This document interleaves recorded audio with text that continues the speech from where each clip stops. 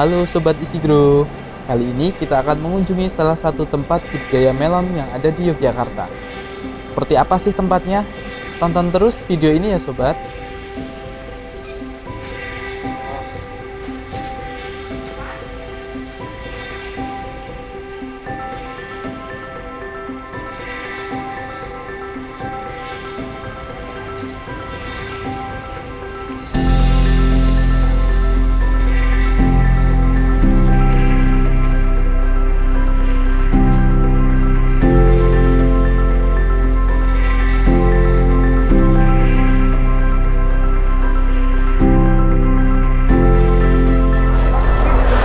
Halo Sobat Isi Grow semua, sekarang kembali lagi di Isi Grow YouTube channel.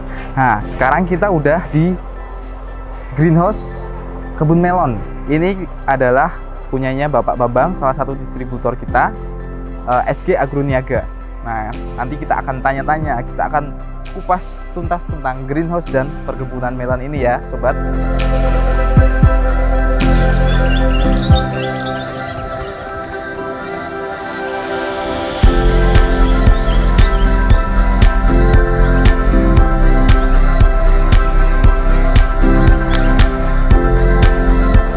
Halo Sobat Isi Grow semuanya, sekarang kita sudah bersama Bapak Bambang.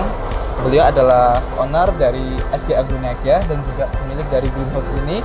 Nanti kita akan tanya-tanya ke Bapak Bambang. Sebelumnya Pak Bambang, mungkin boleh diperkenalkan Pak Bambang dari SG Agroniaga, mulanya dari bagaimana kok bisa punya SG Agroniaga Pak? Oke, baik Mas Wawan, terima kasih. Sebelumnya, Assalamualaikum warahmatullahi wabarakatuh.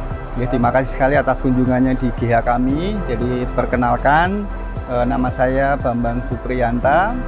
Saya pemilik dari SG Agroniaga dan kemudian salah satu divisinya kita punya bagian penelitian dan pengembangan. Dan di sini adalah kita berada di greenhouse untuk tanaman melon ya. Yang memang kemudian greenhouse ini kita pakai masih dalam skala penelitian dan pengembangan. Untuk greenhouse ini sendiri, Bapak kenapa memilih tanaman melon, Pak? Mungkin barangkali ada pertimbangan khusus Kak, Pak, dari tanaman melon itu sendiri? Oke, baik. Jadi ada beberapa pertimbangan ya. Jadi melon kenapa kemudian kita pilih? Karena melon ini adalah salah satu tanaman horti yang memang punya peluang pasar yang sangat tinggi, terutama dari segi harga ya. Jadi kita sudah beberapa survei beberapa buah bahwa untuk produk hortikultura melon itu punya nilai jual yang lebih tinggi. Apalagi kalau nanti kita berjualan atau berbisnis melon yang premium. Ya, jadi nanti Mas Han juga bisa cek harganya itu ya sudah angkanya cukup tinggi ya, per kilonya bisa 50.000, bisa 60.000, bisa 70.000 dan sebagainya di tingkat konsumen gitu ya. Terima kasih Pak. Kemudian Pak, untuk greenhouse ini sendiri kan tanamannya melon. Ini ya, Bapak menggunakan media tanam apa Pak? Ini Pak tempatnya Pak? Ya, jadi untuk media tanam untuk tanam melon ini adalah kita pakai kokopit ya Mas ya. Kita pakai kokopit ya. Kenapa kita pakai kokopit? Karena untuk sistem budidayanya ini adalah budidaya dengan sistem hidroponik substrat atau orang kenalnya dengan hidroponik tetes. Sehingga media yang digunakan adalah media yang dalam tanda petik kita nyebutnya inert, jadi tidak boleh mengandung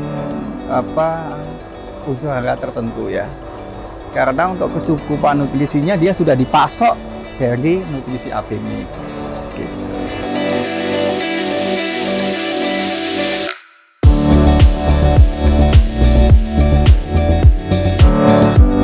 Baik Pak, terima kasih. Kemudian Pak, ini yang paling spesial juga. Ya. Sekarang penggunaan planter bag dari Isi Grow ini sendiri Pak, apakah selama ini ada kendala atau bagaimana Pak? Atau mungkin ada suatu hal yang istimewa juga Pak dari planter bag itu sendiri, kenapa kok bisa dipakai di greenhouse ini? Oke, baik ya. Jadi ada beberapa alasan kenapa kita pakai planter bag dari Isi Grow ini. Jadi kalau boleh cerita dulu, awalnya dulu kita pakai polybag biasa. Nah, hanya saja ketika kita pakai polybag biasa itu harus kita ganti ya. Setiap tanam kita ganti, begitu tanam kita ganti. Padahal saya bisa menanam melon ini setahun sampai 4 kali. Jadi kalau setahun ya kita gantinya 4 kali, 2 tahun ya 8 kali dan sebagainya. Nah kemudian akhirnya kita coba berpindah dengan planter bag Isigdo ini karena kita tahu bahwa kualitasnya cukup bagus dan ini bisa dipakai dalam jangka waktu yang lama. Nah sehingga kan lebih efisien gitu, sehingga kita pakai sisi itu. Kemudian sisi lain ada yang saya sukai adalah melon ini kan kita tanam kita jalarkan ke atas. Nah, kita butuh tali pengikat yang seperti ini. Nah, ini kalau di polybag agak susah. Nah, kalau di planter bag kan kita tinggal pasang pin gitu, jadi itu lebih kuat. Jadi minggatnya juga lebih kuat. Betul sekali, Pak. Gitu ya. Ya. Terima kasih, Pak. Kemudian, Pak, ini Isigro kebetulan kan ada beberapa produk Pak, yang dipakai di greenhouse ini. Salah satunya Wheatmate yang di bawah ini. Selama Bapak pakai ini bagaimana, Pak? Apakah ada masukan atau ada suatu hal yang istimewa juga kalau bisa dipakai di greenhouse ini, Pak? Ya, sejauh ini kalau kendala belum ada ya. Kemudian ya kenapa kita pakai Wheatmate ya terutama satu ya untuk menghindari tumbuhnya gulma dari bawah. Itu satu, sehingga lebih bersih. Kemudian yang kedua karena lingkungannya lebih bersih itu kita harapkan ya organisme pengganggu tanaman itu nggak bisa ditekan, nggak banyak gitu ya.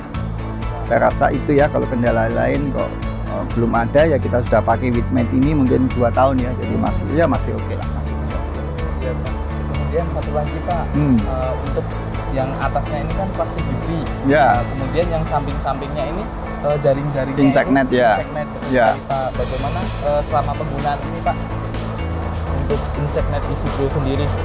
Ya kalau insect net ya belum ada masalah juga ya. Jadi insect net yang kita pakai itu ya berarti sudah berapa? Ini sudah 3 tahunan. 3 tahunan.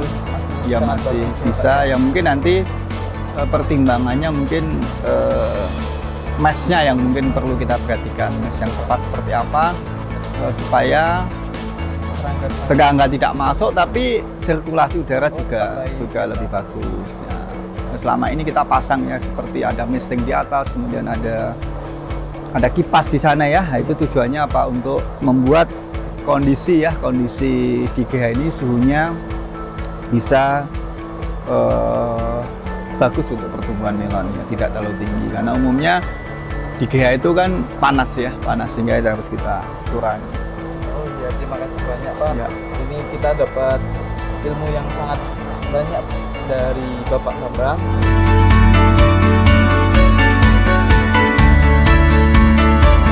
Pak Bambang, terima kasih banyak untuk kesempatan waktunya serta ilmu yang sangat bermanfaat sekali bagi saya dan juga Sobat Isigro semuanya. Nanti kita akan lebih banyak dapat ilmu kalau kita sering bersilaturahmi. Nah, kebetulan kita sudah silaturahmi dengan Pak Bambang. Terima kasih banyak, Pak Bambang. Kami pamit dulu. Makasih sama-sama, Pak. Sukses selalu. Isigro ya maju, berguna bagi bangsa dan negara. Dadah, Sobat Isigro semuanya.